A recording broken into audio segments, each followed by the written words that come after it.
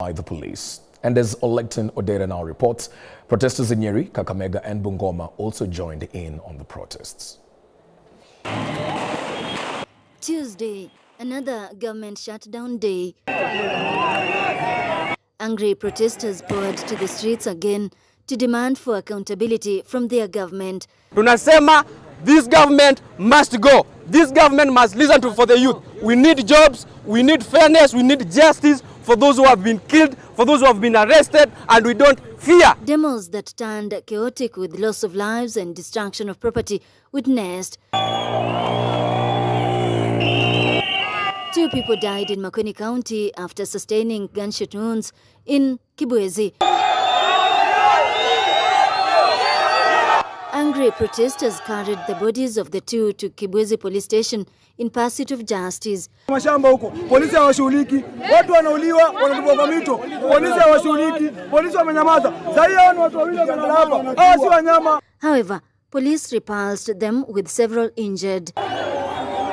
In Kitengela, 1 person is feared dead in the protest that started at 9 a.m. Protesters blocked the Nairobi-Namanga highway even as police engaged them in running battles. The situation was no different in the neighboring Machakos County as angry protesters attempted to access Machakos police station to demand the release of a protester who was arrested during the demos. However, their efforts were thwarted by the police.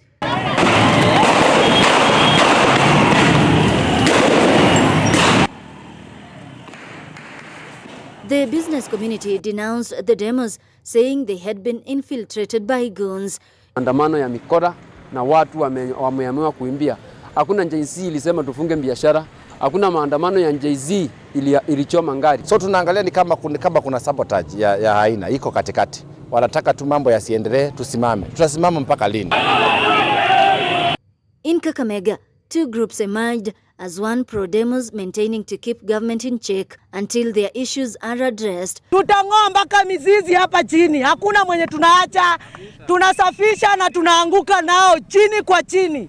Janzia!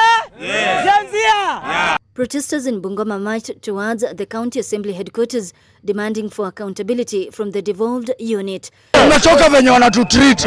Tumekuja hapa county assembly, tunataka youth policy ndo tutoke hapo. Kwa hivyo tunalala hapa. Hapa kudemonstrate, tumechoka. Hakuna kazi, wengine wetu tuko na degrees, hatuna kazi. Watu waliingia kwa uongozi, walisema 1 man 1 shilling. Wao umepata hiyo shilingi? Hakuna, si ndio? Residents of Karatina in Nyeri County also took to the streets today. Olectin Odera, K24 TV.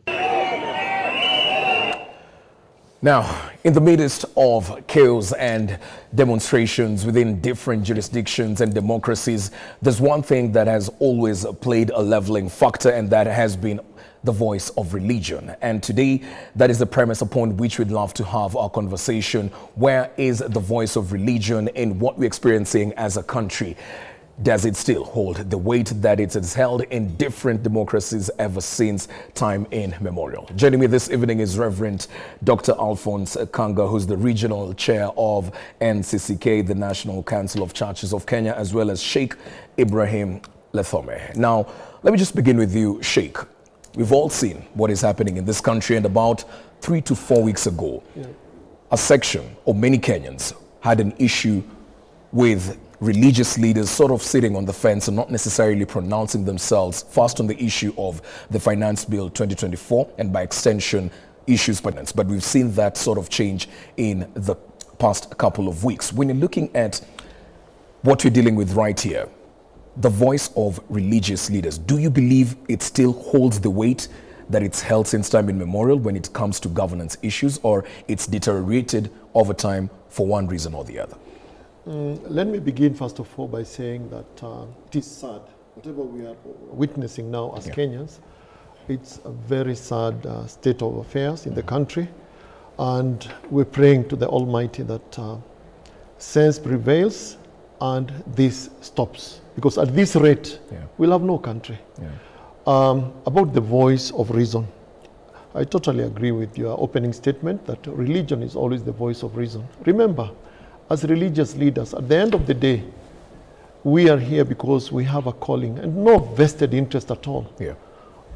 We believe that we are Kenyans, not by accident, it is by God's plan. God gave us this country with all the resources that we have, and we have a responsibility to take care of it. Different stakeholders, including you, the media, you have a role to play. We have a role to play as religious leaders. Political players have a role to play. We are all stakeholders to steer this ship that is called Kenya towards a safe place. Now, people might point an accusing finger at the religious leaders, and I think we need to be fair to the religious leaders. I being one of them, right from the trigger, because I want to call it a trigger, the finance bill was just a trigger. To me, there were so many underlying issues, many things that the Kenyans were just, you know, they were just piling up, and now this was a trigger. And it's on record. Religious leaders came out and advised about the finance bill. And you know, there is a difference between you playing your part and telling a person, do this or don't do this, and the person listening to you and heeding your call. I want to believe, maybe you have not done enough, but I think it will be very unfair for anybody to accuse the clergy of keeping quiet right from the beginning, because we saw it coming. And I will say it here without any fear or favor. We didn't need any intelligence to know that Kenyans are against this. And that was used as a trigger. Now, after that, different religious leaders in this country have come out very openly and talked about what we need to do. It is clear we have a problem in this country. And when you have a problem, even if it is in your homestead, you look for the suitable solution. And I think that's what we need to do. And I think now than ever, we need now to sit down as Kenyans and reason. And again here, we should not forget the role that religion plays in our society. Remember, we have a new constitution because the religious leaders came out strongly. I was part of the Ofungamano team, and we were able to get that new constitution. Anytime during these political seasons, my colleague here knows the kind of role we sometimes openly, where everybody can see. Sometimes people don't know the kind of shuttle diplomacy that we're engaged in trying to make this country a safe place for everybody. But I have to say this, there are many people sometimes who would want to make use of religion when it suits them, but when it does not suit them, they won't listen to the voice of religion. That's where the problem is. Okay, let me come to you, Alphonse. When you're looking at what Sheikh has said, one or two people might want to use religion for other reasons. Now, when you're looking at the church in particular, you find that every single electioneering period, the church is always at the center of many politicians who want to get into governance because of the say and the weight that you hold within the different societies that you're set up in. I'm trying to understand, seeing what is happening in the country, you understanding that this is not right, and your role as a religious leader in calling out the president and the people responsible for different dockets. Where do you draw that line in ensuring that you're telling your congregation that, you know what, this was a bad mistake you made in terms of electing person A or B, and at the same time still operating within the realms of what you're expected to do as a religious leader? Let me begin by praying and declaring that as a church we stand and pray for all the people that have suffered in this situation, and declare that we are praying together, we are in this together. And maybe try with a warning is that, my friend, when you are in a house and you have a food store and the food store has a rat inside, I'm wondering whether you'll go and burn that food store or you look for ways and means to get the rat out of that store. Where we are now is a dangerous situation, but we'll talk about that. Going back to where we are, has the church been quiet? No. The church has participated fully. The voice of the structured church was there, like the issue of finance bill. We were in Limuru, and as a structure that we had a voice about it. We have voiced about it. I was there, and it was clear in all in Citizen TV and other declaring that was not the right thing to do. The issue of corruption. The structured church has always spoken through their systems. But the narrative that the church was quiet or the church was not behind us, that's the narrative that's being created. Okay. Yes, the voice of unstructured church might have been heard here and there, but the structured church, which is always structured within systems, if you follow it clearly. Let's say, for example, there was a story that some people went to State House when this was happening. Yes. Later, we produced a letter of what we went to tell the president. I was there. I was one of those who went. But we produced a letter clearly saying this is what we told the president, is what we said in Limuru, saying finance bill is not acceptable to the community. Yeah. It is what we say that the minister that was in charge of agriculture was required to resign. Yeah. The minister of health was required to resign. I called upon that on behalf of the structured church. And then when it happens, you hear there is a narrative for the church is quiet. The church is one, and the church will always speak on this. Now, let me come in there as you're responding to the same. You've mentioned that meeting that you had in State House with other religious leaders. You sat with the president and aired out your grievances and what you feel needs to be done. But seemingly, whatever you raised wasn't implemented up until the president was sort of pushed into a corner for him to give in. Where do you think that disconnect is in terms of you communicating this to the president? Does he have that listening ear, or you feel like there's certain things happening? Surprisingly, when we speak as a church, we don't claim to be the only voice. The community is structured from different voices. There is the voice of the church. There is the voice of the political class. There is the voice of the leaders. There is the voice of the civil rights. So when we do our part, we do our part as God-given responsibility to do it.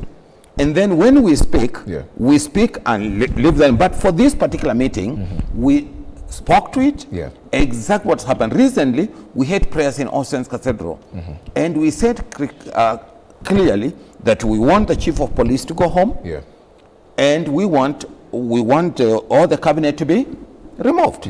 And it happened because we had also spoken about it, and the other voices also. We don't claim to be the only people. So the narrative that the church, when the church speaks, nobody listen to them, I don't think that's not a fair judgment. But all the same, as I started by saying, where we are as Kenyans right now, again, this narrative that I got from a friend is so clear like this. We are in a house, and this house has a food store. And if the food store has a rat inside, we cannot wake up as a family to burn that store as a whole. You will go angry. Will suffer where we are as Kenyans. What we need to do is that I hear there's the issue of dialogue. People are saying no dialogue. Yes, nobody's calling for dialogue. I agree. But surely there is discussions. All right. Well, just hold on that thought on the issue on dialogue. We want to take a short, quick break right here on Punchline. When we get back, we continue on the same note on the issues pertaining to dialogue, with Gen Z saying, we don't want to talk, we want action. Stick around.